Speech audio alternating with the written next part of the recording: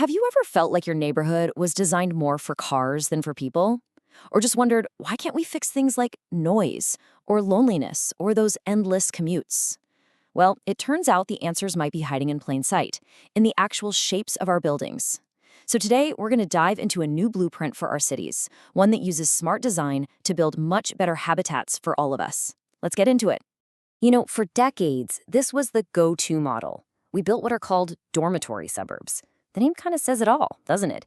Places designed for sleeping, but not really for living. This whole approach created isolated communities and these crazy long commutes. It's a model that basically treats people like they're just things to be stored. I mean, it's a pretty grim way to think about our homes, right? So that really brings us to the big question we're tackling today. If that old model is so broken, what's the alternative? How do we totally shift our focus and start designing vibrant, human-centered places? Well, the answer might lie in moving from that old legacy system to something being called an urban operating system. And you can think of it just like the OS on your computer. It's a clear set of rules that guides how everything works. So instead of these kind of vague, subjective rules about neighborhood character, which just leads to a ton of uncertainty, this new model uses objective math and really clear parameters. The goal? To replace those sleepy dormitory suburbs with thriving 24/7 ecosystems. Okay, so let's look at our first huge challenge, noise and density. This is a massive issue in our cities. I mean, is it really possible to build high-density housing right next to a busy 24/7 train line without driving everyone who lives there completely crazy? Turns out the answer is a big yes. And the solution is, well, it's actually pretty brilliant. It's a design principle called hard shell soft core. And the best way to get it is to just picture a coconut, right? You've got that super tough, protective outer shell, and then inside, you've got the soft, protected core. This architectural idea applies the exact same logic to our buildings. And get this isn't just some nice idea architects are playing with. It's actually mandated in the most critical areas.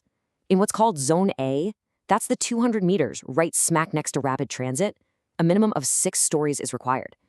This is all to make sure we're getting the absolute most out of our public infrastructure. So, yeah, the design has to work really hard here. Now, what's so cool about this is how the hard shell actually works. The building's exterior acts like this continuous, invisible acoustic shield.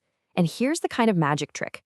The very thing that creates the noise, the density of the building itself, is also what shields you from it. By using high-performance glazing, this design protects residents while letting the city's economic engines run 24/7 without any conflict. It's a total win-win. But then, you step inside, and everything changes. The whole center of the building is carved out to create this soft core. It's a quiet, green, biodiverse sanctuary for residents, completely insulated from the noise of the city by the sheer mass of the building around it. The contrast is just stunning. And the benefits are huge. So you get this quiet sanctuary, of course, but it's so much more than that. It's a green lung that helps satisfy the 3 trees rule, which is a policy ensuring people have daily access to nature for their mental well-being. It becomes a social anchor, a place where a community can actually form. And it even acts like a natural sponge to help manage stormwater. It's an incredibly efficient design. Okay, so we've solved for noise. Now let's switch gears and tackle another massive urban problem, loneliness and the lack of housing diversity, something people call the missing middle. How can we design neighborhoods that actually encourage us to connect with each other?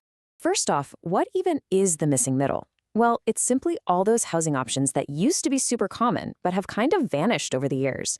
Things like duplexes, fourplexes, and these things called cottage courts. They give us more housing choices and a gentler step up in density, bridging that gap between a single-family home and a giant apartment building. And there are 2 specific designs that are really stepping up to fill this gap. On the left here, you've got cottage courts, which are all about building community. And on the right, stacked duplexes, which give us something called invisible density. Let's take a closer look at these cottage courts. See how all the small, detached homes are clustered around that shared central lawn, or green heart? Their front doors and porches, they all face inward. Now, this is no accident. It is a super intentional design choice. So what's the big idea here? Why do this? The whole goal is to, and I love this phrase, engineer positive social friction.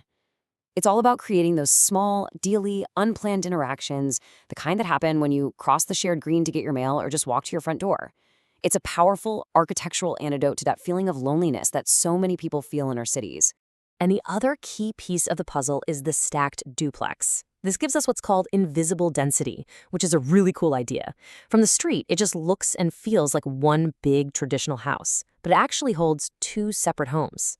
This is perfect for allowing multiple generations to live nearby or for seniors to age in place in a ground floor unit while a family lives right above. Okay, so why is all this gentle density stuff so important? Well, it actually boils down to a little bit of math. The target is 15 dwelling units per acre. Research shows this is the magic number. It's the tipping point where you finally have enough people living in an area to financially support local shops, cafes, and services. It's the key ingredient for making a neighborhood truly walkable and complete. All right, let's pull all these threads together. What's the grand vision here? It's about making this fundamental shift away from building those isolated suburbs and towards creating integrated, thriving 24/7 ecosystems. And this image, wow, it just lays it all out perfectly, doesn't it? You can see those big, high-density, hard-shell buildings right along the transit spine.